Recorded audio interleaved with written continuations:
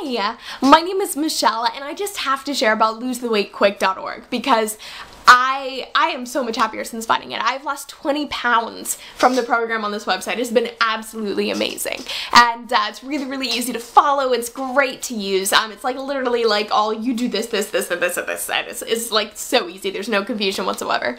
And it works, which is the most important thing. And I know that there are so many people out there trying to lose weight. Like, it's the big thing in America. Everybody wants to lose weight. So I want to share for anyone else who's out there, and if you're struggling to find a program that actually works for you, losetheweightquick.org has been so amazing for me. Like, I walk out so much more confident now because you just feel better about yourself when you've lost a ton of weight, you know? So I am so much more confident in who I am, and I enjoy my life a lot more now because I just feel better about myself. So definitely check it out if you haven't. I'll post a direct link in the description so you could just click, make it easy for you. But yeah, definitely check it out. I highly, highly recommend it.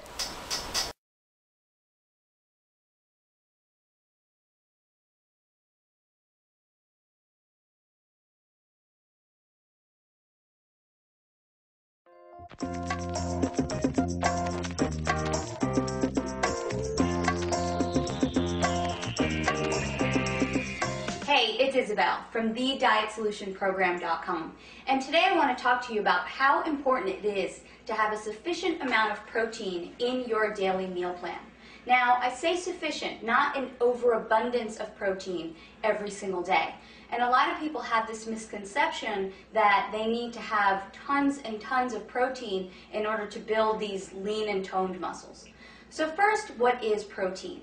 Well, your body breaks down protein into amino acids and uses those amino acids to build up your muscles. When you exercise, you're actually breaking down muscle. This doesn't mean that you need tons and tons of protein every single day and in every single meal. You should keep them at reasonable portions. Now, what's very important is that you need to have protein with every single one of your meals because it will help you burn fat. Protein releases a hormone called glucagon that does the exact opposite of insulin. So where insulin is a fat-storing hormone, glucagon is actually a fat-burning hormone. So if you eat a serving or 2 servings or even 3 servings of protein with every single one of your meals, you're going to get this fat-burning effect with your meals. It's also a blood sugar stabilizer. So when you eat a protein along with your carbohydrates, you help to keep your blood sugar stable. When you just eat carbohydrates without the protein, your blood sugar is constantly going through these highs and lows. So what foods constitute as good proteins? Whole organic eggs, organic grass-fed beef. I don't recommend having conventional beef because they really are filled with a lot of growth hormone and antibiotics. Natural free-range poultry, wild fish, and even some raw nuts and nut butters are really good sources of protein.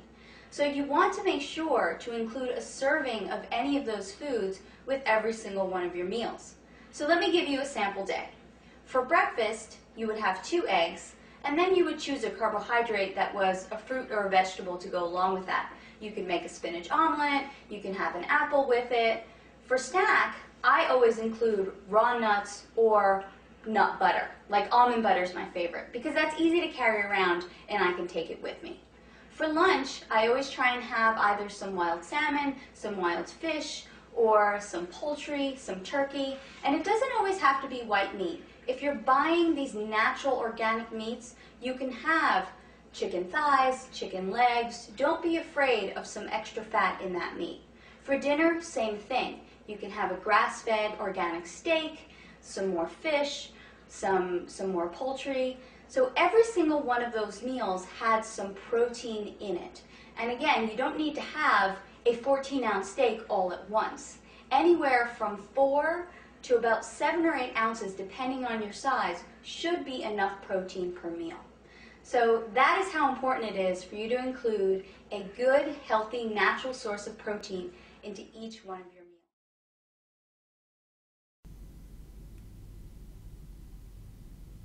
When trying to lose weight, which is most important, diet or exercise? This is what a survey found recently.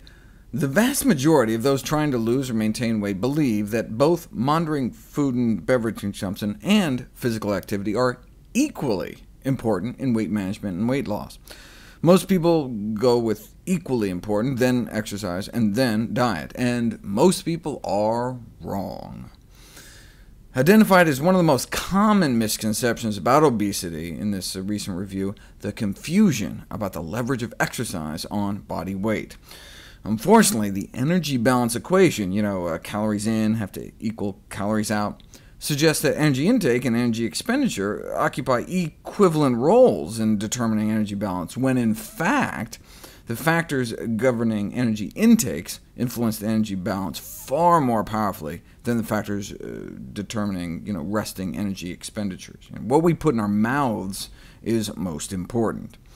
For example, to walk off the calories found in a single pat of butter, you'd have to add an extra 700 yards to your stroll that evening. A quarter-mile jog for each sardine we put in our mouth, and that's just the edible part. And those who choose to eat 2 chicken legs better get out on their own 2 legs and run an extra 3 miles that day to outrun weight gain. And that's for steamed chicken, skin removed.